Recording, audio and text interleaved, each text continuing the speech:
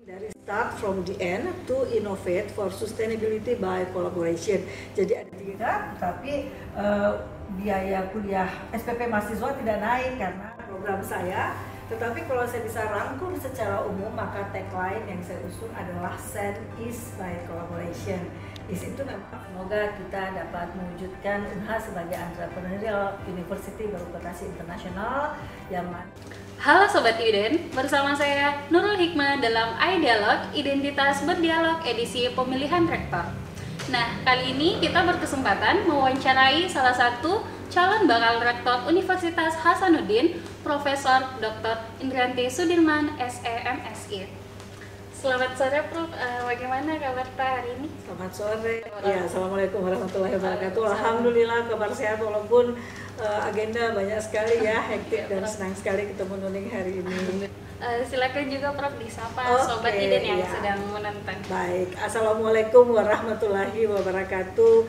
Apa kabar Sobat IDEN di seluruh Indonesia, bahkan mungkin di mancanegara. Semoga sehat selalu dan hari ini penuh cerah ceria. Alhamdulillah. Sebelumnya Prof, kami telah melakukan survei di berbagai sosial media identitas tentang apa saja nih pertanyaan yang ingin diajukan kepada calon pemimpin Unhas selanjutnya. Nah, pertanyaan pertama Prof terkait yang banyak ditanyakan, apa alasan Prof sendiri untuk maju mencalonkan diri sebagai rektor Unhas? Oke, apa alasan saya ya? Ya, baik. Prof. Selama 17-18 tahun saya sudah dikaruniai kesempatan untuk membantu berbagai perguruan tinggi baik di nasional maupun internasional, baik sebagai asesor, sebagai fasilitator maupun sebagai tim ahli dan sebagainya. Juga di internasional kita mendapatkan kepercayaan dari Indonesia, maka ketika Unhas membutuhkan untuk dikembangkan lagi, tentu salah kalau saya mengembangkan perguruan tinggi lain lalu tidak available untuk perguruan tinggi sendiri. Itu pertama. Kedua, saya merasa punya beberapa program-program juga yang untuk mengeksekusinya, maka saya memerlukan otoritas untuk melaksanakannya, seperti itu. Oh, baik Prof. Nah, dengan alasan tersebut lantas apa strategis Prof untuk memajukan Unhas ke depan? Oke, kalau strategi banyak sekali ya, seperti yang ada di buku ini kan banyak sih strateginya Sobat IDEN, ini buku program saya. Tetapi kalau saya bisa rangkum secara umum, maka tagline yang saya usung adalah Send is by collaboration. Is itu memang akronim nama saya, tapi sebenarnya Send is by collaboration adalah akronim dari start from the end to innovate for sustainability by collaboration. Jadi ada tiga kata kunci, yaitu kolaborasi, inovasi untuk sustainability. Oh, itu dari intinya seperti itu kira-kira. Tentu banyak lagi di dalamnya ya, tapi terlalu panjang mungkin kita kemukakan di sini. Baik Prof. Nah, selain itu Unhas saat ini masih punya potensi dan banyak punya potensi, tapi ada beberapa mungkin yang belum dikembangkan. Nah, jika Prof nanti terpilih, apa potensi Unhas yang belum dikembangkan dan akan Prof kembangkan jika terpilih? Potensi Unhas tersebar di semua fakultas, terutama adalah insan-insan cendekia berkarakter mulia, terutama sains-sains yang mungkin cuma sebenarnya sudah terdengar, tapi mungkin perlu kita scaling up lagi. Jadi bayangan saya kita akan membuat platform digital kolaborasi Hexahelix sehingga semua potensi baik insan-insannya, SDM yang ada melalui kolaborasi Hexahelix. Tahu apa itu Hexahelix? Hexahelix yang ada apa saja? Industri, pemerintah, alumni, mahasiswa, akademisi sendiri, dan tambahannya adalah media. Jadi kita butuh media juga kan untuk memblow up semua potensi yang ada, termasuk alumni dan mahasiswa. Nah, itu kita pertemukan sesuai dengan tagline saya yang start from the end. Kita pertemukan dalam platform digital kolaborasi sehingga demand dan supply ini sudah akan bertemu sejak awal. Jadi penelitian-penelitian kita sudah jelas perancangannya sejak awal. Kira-kira apa kebutuhan pasar, mungkin kita dapat masukan dari industri atau mungkin dari akademisi punya temuan yang inovatif sehingga bisa dibantu dengan kolaborasi Hexahelix ini mengenai apa yang bisa kita ciptakan untuk kebutuhan baru di masa depan untuk mengisi pembangunan kita, seperti itu. Baik Prof, jadi semua aspek berkesinambungan dalam membangun ini. Baik Prof, untuk pertanyaan selanjutnya, nah selama Prof mengabdi di Unhas, apa saja capaian membanggakan yang pernah Prof raih? Capaian membanggakan yang pernah saya raih. Maksudnya untuk institusi atau untuk diri saya sendiri? Untuk diri sendiri dan untuk universitas. Kalau untuk diri saya sendiri, alhamdulillah seperti yang saya sampaikan tadi ya, capaian membanggakan yang saya bayangkan itu saya menjadi asesor internasional yang bukan sekedar sama dengan asesor-asesor nasional lainnya, tapi ada beberapa lembaga akreditasi yang tadinya tidak menghitung Asia, mereka hanya menghitung UK, US dengan Australia, bahkan Europe juga tidak, dan kemudian saya berhasil meyakinkan mereka bahwa asesor Indonesia juga mampu, dan sampai sekarang baru saja saya menerima undangan lagi. Ya seperti itu salah satunya. Yang keduanya saya kira saya sudah cukup banyak berkiprah seperti penyusunan instrumen akreditasi, artinya saya lebih banyak di tingkat nasional ya, penyusunan instrumen akreditasi di mana saya terlibat sudah lebih dari 10 tahun saya kira, apa yang kita pakai ya, dan beberapa hal seperti itu kira-kira. Dan kemudian di Unhas sendiri saya terlibat banyak, mulai dari tim perencanaan, dan saya kira kalau kita berbicara perguruan tinggi sebenarnya ada 7 organ utama yang ada di perguruan tinggi, yaitu unsur pimpinan, unsur pelaksana akademik, penunjang akademik, kemudian penjaminan mutu, pengembang tridharma, kemudian SPI, dan administrasi untuk pelaksanaan administrasi. Saya kira saya sudah terlibat di 5 organ fungsi ini, kecuali 2, walaupun mungkin bukan saya yang menjadi dekan, bukan saya menjadi, tapi saya ada di belakang menjadi pemain utama yang menjadi prime mover untuk kinerja dari 5 unsur-unsur ini. Nah, seperti yang kita tahu Prof, sejak tahun 2017 kalau nggak salah Unhas telah berstatus PTNBH, di mana dengan status itu Unhas berhak mengatur sendiri keuangannya secara mandiri. 2015. Oh 2015. Iya. Oh ya benar 2015. Bukan 2017. Iya, dengan status PTNBH Unhas berhak mengatur keuangannya sendiri, Prof. Sebenarnya SK PTNBH-nya 2014. Tapi PP 53 tentang statuta Unhas di tahun 2015 yang punya SOTK-nya seperti itu. Tapi penetapan PTNBH-nya sendiri di tahun 2014. Oh, 14 ke 15. Ya, 14 ditetapkan Unhas sebagai PTNBH. Kemudian disusunlah segala faktor-faktor input, terutama statuta ya. Statutanya adalah PP 53 tahun 2015. Ya. Baik, Prof. Tapi dalam PTNBH itu Unhas berhak mengatur keuangannya sendiri secara mandiri. Iya, jadi PTNBH memiliki otonomi akademik maupun non-akademik. Perbedaan antara PTNBH dengan BLU dan Satker, kalau dalam bidang akademik adalah kewenangannya untuk membuka dan menutup prodi hanya dengan SK Rektor. Kemudian dalam bidang non-akademik juga berwenang dalam keuangan dan sumber daya. Sebenarnya itu hal prinsip. Tapi pada prinsipnya semua perguruan tinggi memiliki otonomi keilmuan tentunya, tetapi otonomi yang ini terkait dengan administrasi akademik dan non-akademik. Baik, Prof. Nah, karena berhak mengatur sendiri, itu termasuk menggaji sendiri pegawai non-PNS dan mengatur nilai uang kuliah tunggal. Dan ini nilai UKT sering menjadi keresahan bagi mahasiswa. Banyak yang sering mengajukan ini keresahan terkait UKT tersebut. Keresahannya kenapa ya? Karena UKT kita itu kan kayak tinggi seperti itu, ya? Beda dengan yang waktu masih PL itu BLU. Oh ya, tapi kalau saya bandingkan dengan PTNBH lain sih sebenarnya Unhas termasuk paling rendah. Kalau kita bandingkan dengan PTS juga Unhas masih lebih rendah sebenarnya ya. Oh tapi oke lah. UKT 1 dan 2 itu sebenarnya kan untuk afirmasi bagi mereka yang tidak mampu. Jadi itu saya kira adalah tugas kita sebagai perguruan tinggi negeri untuk memberikan aksesibilitas pembelajaran. Kemudian UKT di atas UKT 2, 3, 4, 5 itu dihitung berdasarkan biaya kuliah tunggal. Nah tentu kalau BKT ini saya yakin SPP kita sebenarnya masih lebih rendah daripada BKT, karena kalau seperti di instrumen akreditasi saja kan biaya operasional pendidikan per mahasiswa untuk S1 itu 20 juta per mahasiswa per tahun, dan Anda tidak bayar 20 juta kan? Tidak ya, saya kira UKT 5 juga tidak bayar 20 juta mungkin ya. Jadi sebenarnya biaya yang dikeluarkan untuk operasional pendidikan sesuai dengan akreditasi kita masih lebih tinggi daripada SPP.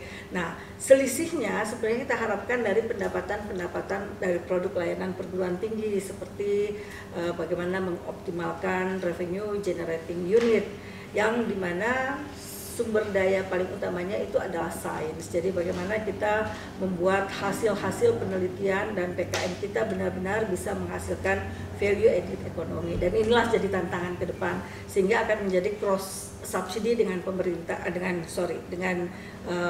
sumber pendapatan dari mahasiswa. Jadi kalau kita bisa meningkatkan kemandirian sumber-sumber pembiayaan, maka kita bisa melakukan cross subsidi dengan sumber pendapatan dari mahasiswa.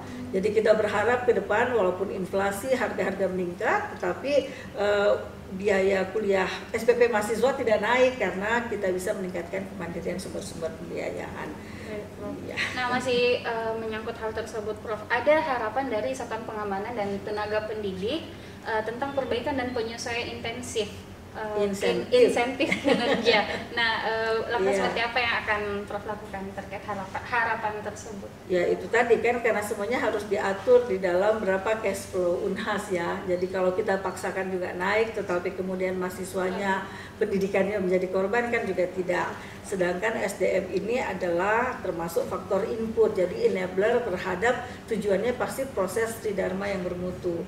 Nah, untuk menghasilkan itu tentu saja tenaga pendidik, baik dosen maupun tenaga kependidikan, staff harus merasakan quality work of life, terutama mereka tidak lagi worry dengan kebutuhan-kebutuhan mendasar. Nah, untuk itu tantangan bagi Unhas untuk memang meningkatkan sumber-sumber pembiayaannya. Dan apa modal Unhas untuk meningkatkan sumber pembiayaan? Ya orang dan ilmu. Jadi orangnya ini harus banyak-banyak berkiprah di Dudika, kemudian ilmunya harus menjadi bersatu. Itulah kita mau membuatkan kolaborasi Hexahelix. Baik, Prof. Nah, berdasarkan data yang kami dapat juga saat ini angka serapan lulusan perguruan tinggi itu masih rendah. Apakah ada langkah atau strategi dari Prof sendiri untuk menyiapkan lulusan Unhas agar bisa bersaing di dunia kerja? Ya itu tadi dari penyelenggaraan tridharma bermutu ya, di mana mungkin selama ini masih ada kesenjangan antara apa yang sebenarnya really dibutuhkan di dunia kerja, Dudika, dunia usaha, dunia industri, dunia kerja, dengan apa yang kita pikirkan seharusnya dimiliki oleh lulusan-lulusan kita. Mungkin juga sudah sama, tetapi kolaborasinya matching antara supply demand-nya ini kebetulan belum ketemu. Karena kalau kita dengarkan juga dari respon stakeholders tentang lulusan Unhas, rata-rata mereka menganggap lulusan Unhas itu punya keunggulan-keunggulan. Jadi saya kira tinggal kita pertemukan dalam suatu platform. Nah, platform kolaborasi ini juga akan mempermudah serapan-serapan kita, karena sebelum mereka lulus, dunia usaha, dunia industri, dunia kerja sudah bisa tahu potensi. Kemudian sebelum lulus juga keterlibatan itu akan membuat mahasiswa kita akan lebih terpapar, terekspos dengan dunia usaha, dunia industri, dunia kerja, sehingga mereka sudah get familiar satu sama lainnya, sehingga lulusan kita benar-benar ready untuk masuk ke dunia usaha, dunia industri, dunia kerja. Ready di sini bukan berarti vokasi siap pakai saja. Vokasi tentu jalurnya lain lagi, tapi paling tidak mereka sudah punya gambaran seperti apa attitude yang dibutuhkan, seperti apa soft skill yang dibutuhkan, selain knowledge yang oleh akademis ini pikirkan, oh ternyata kebutuhan kompetensi itu harus diterjemahkan dalam knowledge seperti apa oleh para akademisi kita. Baik, terima kasih, Prof. Nah, potensi dosen dikembangkan dalam tridharma itu ada 3, tentang pengajaran, penelitian, dan pengabdian. Nah, hal ini sebenarnya katanya belum maksimal karena dosen masih memiliki beban administrasi, masih dibebankan dalam hal administrasi. Bagaimana Prof menanggapi hal tersebut? Maksudnya belum maksimal karena administrasinya ini yang mau ditekankan. Oke, jadi sebenarnya saya mau luruskan satu hal dulu. Jadi bahwa tugas dosen dimaksimalkan dalam tridharma itu sebenarnya bukan tugas dosen. Tridharma adalah tugas institusi. Jadi dosen ini adalah faktor input, produktivitasnya kita lihat dari tridharmanya, itu muncul dalam beban kerja dan produktivitas serta rekognisi dosennya dari hasil luaran penelitian pengabdian yang dilakukannya maupun pendidikan juga. Nah, kemudian kenapa ini belum maksimal dengan banyaknya administrasi? Ya sebenarnya kalau penataan IT, kan saya juga bercita-cita untuk membuat singkatnya IT Based Campus, tapi sebenarnya bayangan saya kita akan membuat sistem informasi yang terintegrasi real time, sehingga itu akan membuat everything jauh lebih mudah ya. Jadi dengan single sign on kita sudah bisa membuat semuanya. Jadi kuncinya adalah di mungkin bukan sekedar digitalisasi tetapi membuat teknologi informasi baik akademik maupun non akademik sehingga lebih memudahkan prosedur-prosedur administrasi tersebut. Baik, terima kasih Prof. Nah, bila Prof nantinya terpilih sebagai Rektor Unhas, amin. Selama 100 hari pertama kerja, target apa yang akan Prof lakukan? Atau langkah apa pertama yang Prof lakukan? Karena kebetulan strategi saya menggunakan pendekatan balance scorecard yang ada premis-premisnya, jadi strateginya itu indikator kinerjanya terikat dalam hubungan sebab akibat yang saling terkait secara hierarkis dan sistematis. Tentu saya akan mulai dengan semua hal di aspek yang mengungkit kinerja lainnya, yaitu hal-hal yang di dalam buku strategi ini ada pada perspektif pertumbuhan dan pembelajaran seperti SDM yang profesional, redesign kebijakan prosedur akademik dan non-akademik, kemudian re-engineering SOTK yang follow strategi, jadi supaya membuat kita lebih agile ya untuk melakukan inovasi-inovasi baik dalam akademik maupun non-akademik, kemudian fasilitas Tridharma, terutama lab-lab kita seperti itu, ya, hal-hal yang terkait dengan aspek pertumbuhan dan pembelajaran. Itu langkah pertamanya, karena itu akan mengungkit indikator kinerja lainnya. Boleh dipaparkan Prof close statement dari Prof sendiri? Close statement, ya, semoga kita dapat mewujudkan Unhas sebagai entrepreneurial university berreputasi internasional, yang mana dari peran entrepreneurial tersebut kita dapat tetap melaksanakan mandat kita sebagai institusi publik yang hadir untuk kepentingan publik dan memberikan kemaslahatan nasional dan global, tetapi di saat yang sama kita dapat menjawab tantangan-tantangan PTNBH untuk meningkatkan kemandirian sumber-sumber pembiayaan serta meningkatkan kesejahteraan dalam bentuk insentif Tridharma. Baik, sayangnya itu tadi pertanyaan terakhir pada iDialog pada hari ini, dan juga close statement yang sangat baik telah dipaparkan oleh Prof Indri. Terima kasih Prof atas waktu dan kesempatannya pada hari ini. Sampai jumpa di iDialog selanjutnya. Terima kasih. Wassalamualaikum warahmatullahi wabarakatuh. Waalaikumsalam warahmatullahi wabarakatuh.